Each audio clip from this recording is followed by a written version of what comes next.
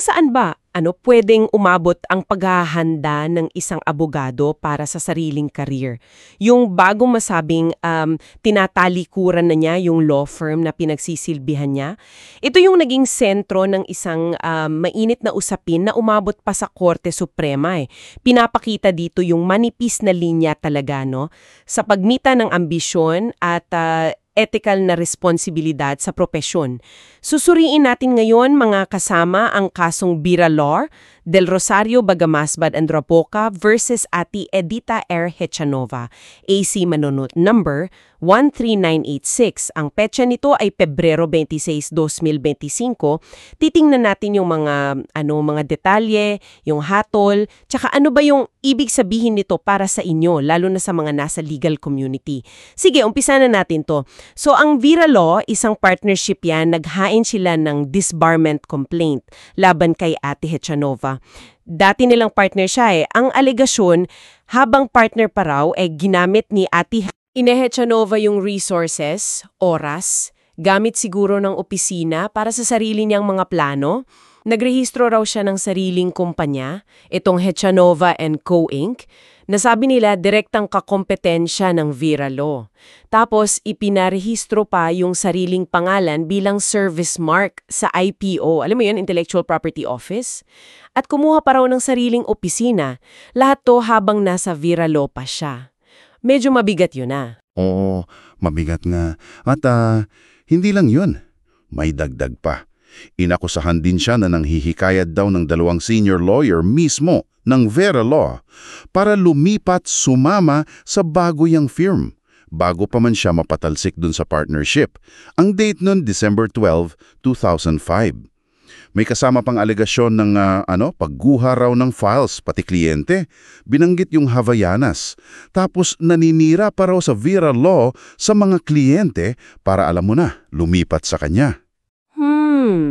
Pero syempre, may depensa si Ate Hechanova. Ang sabi niya, basta na lang daw siyang tinunggal. Walang investigasyon, walang due process, kumbaga. Tungkol dun sa pagpaparehistro niya ng pangalan sa IPO, inspirasyon lang daw yon. Tsaka hindi naman daw sekreto, alam daw ng iba. Yung kumpanya naman daw na Hechanova & Co. Inc., para daw yun sa ibang business. Pero umamin naman siya na ginamit niya rin yon sa legal practice. Pero pagkatapos na daw siyang mapaalis. Okay. So, after na pala. Oo. Tapos, itinangging niyang nangangawa siya ng kliyente. Sabi niya, karapatan naman daw ng kliyente na pumili kung sinong abogado ang gusto nila. Pero yung talagang, crucial dito, siguro yung dalawang alegasyon ng conflict of interest. Kasi medyo malinaw to . Una, yung sa Gordos Inc., kinontra raw ni Ate Hechanova yung trademark application nila para sa Kalpalon. Ang Gordos, dati palang kliyente ng Viralar na siya mismo ang may hawak noon. So hawak niya dati, tapos kinalaban niya ngayon. Parang ganon. Pangalawa, nirepresenta naman daw niya yung Newell et al. Laban sa AMCPEC. Itong AMCPEC, kliyenta din pala ng Viralar nung nandun pa si Ate Hechanova. So, 2 beses na may issue ng dating kliyente. Okay. Naku, komplikado nga. Ano naman ang naging pasya ng IBP dito, Integrated Bar of the Philippines? So, dumaan yan sa IBP process, diba? Ang unang rekomendasyon galing sa IBP Commission on Bar Discipline ay 3 taong suspension. Medyo mabigat. Pero, pag-akyat sa IBP Board of Governors, binago nila. Ginawang 1 taon na lang na suspensyon. Tapos may interesting detail pa. Kasi bandang huli, yung Viralar mismo, nag-file sila ng motion to dismiss. Sabi nila parang misunderstanding lang daw lahat. Otras sila? Oo, parang ganoon. Pero hindi yun pinagbigyan. Kasi may patakaran na ang disbarment proceedings, hindi yan basta pwedeng i-atras o i-dismiss dahil lang sa pag-urong ng nagrereklamo. Kasi ang tinitignan dito yung public welfare, yung integrity ng propesyon, hindi lang yung away ng dalawang panig. Malinaw. Kaya umabot pa rin sa Korte Suprema. Anong naging final verdict? Kumbaga, Okay, sa Korte Suprema, kinumpirma nila na valid yung reklamo. Kahit may tanong doon sa legal entity ba, yung Viralar, nung nag-complain, sabi ng korte, okay lang yon. Kasi nga, para sa interes ng publiko ito eh. Dalawang major issues yung tinignan ng korte. Una, yung paglabag sa Code of Professional Responsibility and Accountability or CPRA. Ito yung bagong na yun, dati CPR yan. Pangalawa, yung conflict of interest. At ang naging finding ng korte, napatunayan ng nilabag ni Attorney Hechanona yung Canon 2, Section 2 ng CPRA. Ito yung tungkol sa dignified conduct. Paano? Dahil dun sa palihim niyang pangre-recruit ng mga abogado mula mismo sa Vera Law habang partner pa siya. Consider nila itong breach of fiduciary duty, pagtataksil sa tiwala ng mga kasosyo niya. So yung recruitment ang napatunayan? Oo, yun yung malinaw na napatunayan. Yung ibang alegasyon tulad ng paninira daw o yung pag-alter ng special power of attorney, sabi ng korte, kulang sa substantial evidence, hindi sapat yung patunay. Ngayon, doon sa conflict of interest. Sakop to ng Canon 3, Sections 13 and 18 ng CPRA. Dito, napatunayan din ng korte. Pareho yung kaso ng Gordos at saka yung sa AMS spec. Dito, idiniin ng korte yung rule.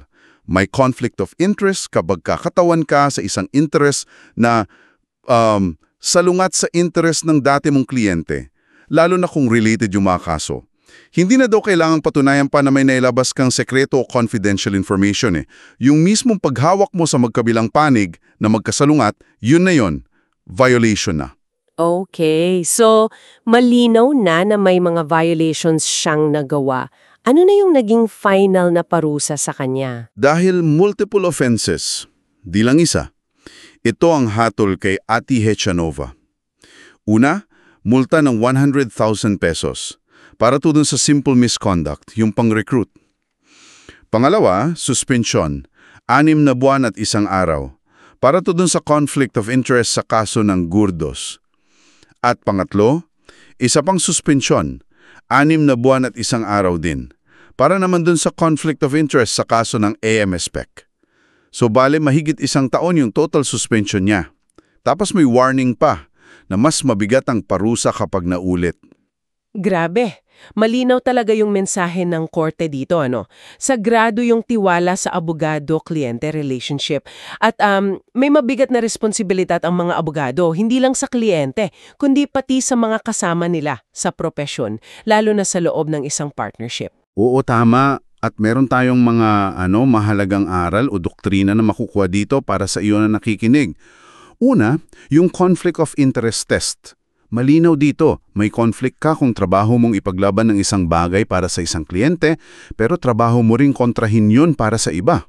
Applicable to kahit sa dati mong kliyente, basta related yung kaso. Kahit takos na yung kaso nila? Oo, kahit former client na. Pangalawa, desistance is irrelevant. Hindi porke tumatras yung nagreklamo, hihinto na yung disciplinary case. Para to sa public interest. Pangatlo, burden of proof. Nasa nagrereklamo pa rin ang bigat ng pagpapatunay. Kailangan ng substantial evidence. Hindi pwedeng basta alegasyon lang. At pang-apat, yung fiduciary duty sa loob ng partnership. Mataas yung standard ng katapatan na inaasahan sa isang abogado sa mga kasosyo niya sa law firm. Yung palihim na kilos laban sa firm, gaya nung pang-recruit, malaking breach yun. Napaka-importante nga puntos niyan.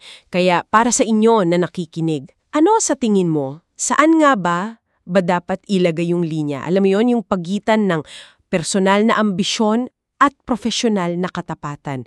Mag-iwan kayo ng komento sa baba. Gusto naming marinig ang inyong mga saloobin. At kung nakatulong sa inyo ang talakayang ito, paki-favorite na rin po. At iiwan namin sa iyo ang tanong na ito para pag-isipan.